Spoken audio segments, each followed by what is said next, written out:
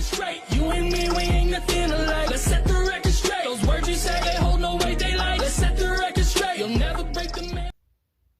Hello everyone, welcome back to another Diecast review. I have returned. If you did not see my last video, I kind of explained everything that was going on. I will do that again, but a very short rundown version because it took like 3 minutes to explain everything last time. Basically, got snowed in, been staying over at work, been working 13, 12-hour shifts at Walmart, you know, fun, right? Holidays are here, storm came, it all mixed together.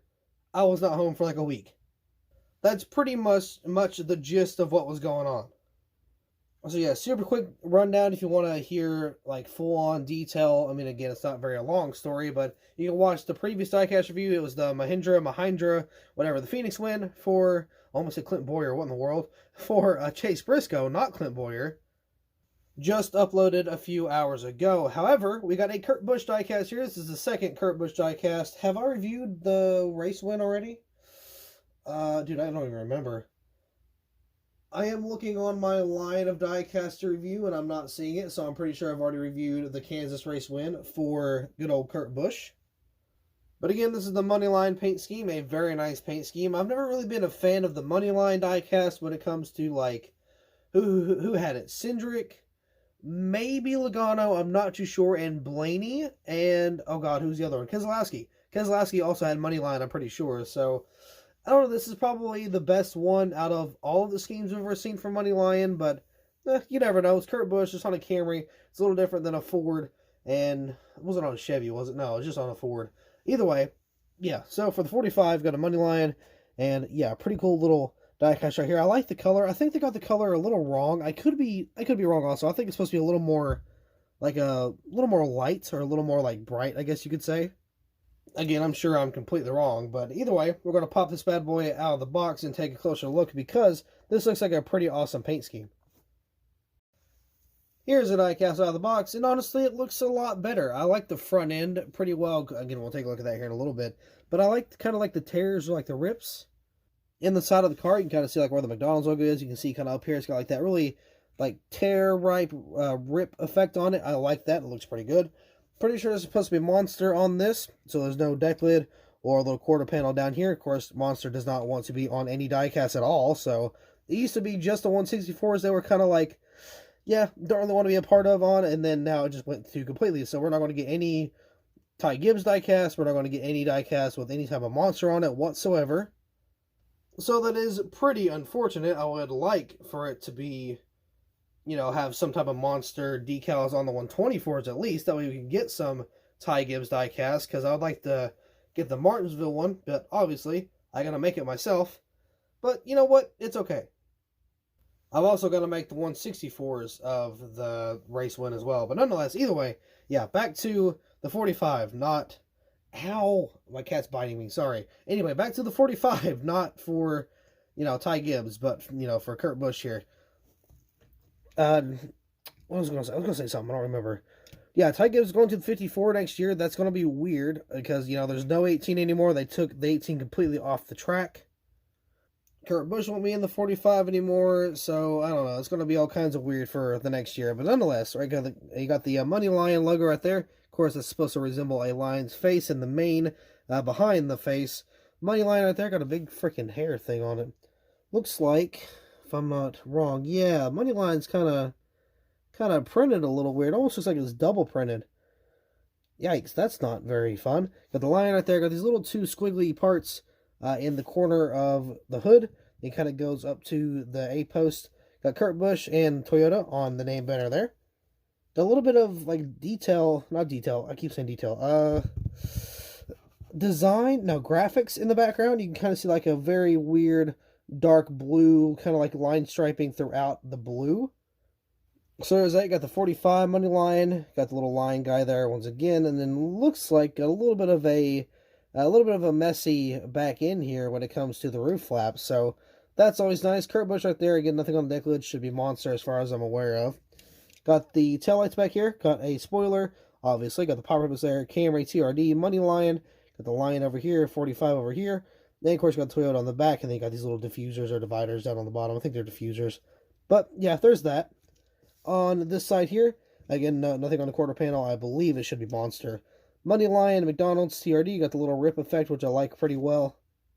And that's pretty cool. If you look closely, you can see the outline of the lion's mane. It kind of goes throughout the entire... It's almost like a radio wave, almost. It's really hard to tell, but it is there. It's something you can't really tell in the car, unless you get a diecast and really look at it. So it's kind of got like the ripple effects around it. It just surrounds the lion's mane, and then it kind of goes throughout the entire car on the side. Looks pretty good. Again, you got that little tear effect going on there. You got the 45. So you got Cup Series, or NASCAR Cup Series. You got the Goodyear there.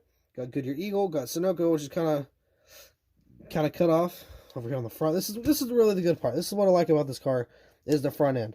Now, it's a little sloppy, not going to lie. This should be more over this way, but yikes, that's not very good. Lionel kind of did a oopsie on that, didn't they? Yeah, they kind of slid it up a little bit. Oh, well, I mean, it is what it is, I guess. Still a cool paint scheme, don't get me wrong, but the quality, you can see on the nose there, it's all kinds of missing. It's not really correct on the front, and it's all wrinkled on the headlight there. So, yeah, not good. And it's wrinkled on the Cup Series logo there. The small decal chip there. Got Kurt Busch, very tiny. That's all I see for the decal-wise. There's a little bubble on the B-post back there. I got Jordan back there also. I didn't read the B-post, or I mean the C-post, I'm sorry. Got Toyota, MoneyLion, Mobile One, Mac Tools, and 2311. That was on the B-post. I completely forgot to touch up on that, so my apologies there. It's been about a week. Okay, maybe I'm a little rusty. So what? I'll get back into it. But yeah, so here's the MoneyLion paint scheme. I think it looks pretty good. It'd be a lot better if Lionel didn't mess it up, but you know what? That's alright. We kind of complimented them on the last diecast. They did a pretty good job with the whole Phoenix win. Everything looks pretty accurate, so I mean, the Toyotas on the front end, to be fair, are really hard to wrap.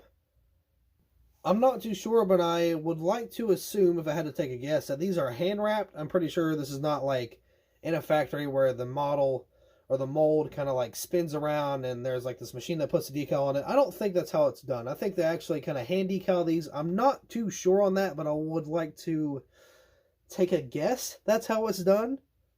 Either way, machines are hand-programmed and people are not handmade, but they're hands-on, so, there's going to be mistakes no matter where you kind of look in the department of making diecast. That's just how it goes. This is not something incredibly silly. It's not like the numbers all the way up on the A post, and it's not like the MoneyLion logos flip backwards. Again, it's like double printed. I don't know if that's just extra thick or if it's actually double printed. Either way, she's a little rough around the edges, but, I mean, again, nonetheless, things happen. This is a pretty good diecast still, nonetheless. I mean, for the diecast-wise, in terms of scheme, I'd give it like an 8. Nothing, it's not anything impressive, but it's a good scheme. And, of course, you can't go wrong with having, a Kurt Busch diecast at all. Again, this is the second one. I don't know.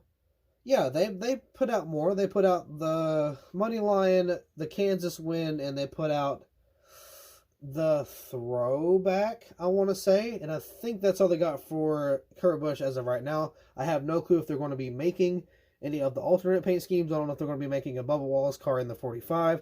I don't know if they're going to be making a Ty Gibbs in the 23. Have no clue. Probably not, because I think he was sponsored by Monster. But it would be cool to have that little crossover. But, I mean, if you're a Kurt Busch fan, I still say pick it up either way, whether you like the paint scheme, whether you don't like the paint scheme. I had to pick up Bowman diecast that I did not like because the white was off.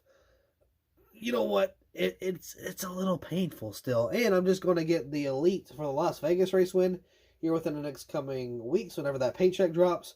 And we'll be spending a pretty good amount of money on the diecast. And, of course, some of that's going to go to my car because it's broke down now, sadly. But, anyway, past that, we're going to get a pretty good diecast haul coming soon. So be ready for that. But once again, that'll be all for this diecast review. So thank you all so much for watching. I hope you all enjoyed. I apologize for being gone for so long. I want to try to be around a little more. I've got like a whole week ahead of work, or a whole week of work ahead of me is what I meant to say. Birthday's tomorrow, or today when you're seeing this. So I'm trying to fix everything around. But nonetheless, again, that's going to be it. So thank you all so much for watching. I hope you all enjoyed, and I'll see you in the next video.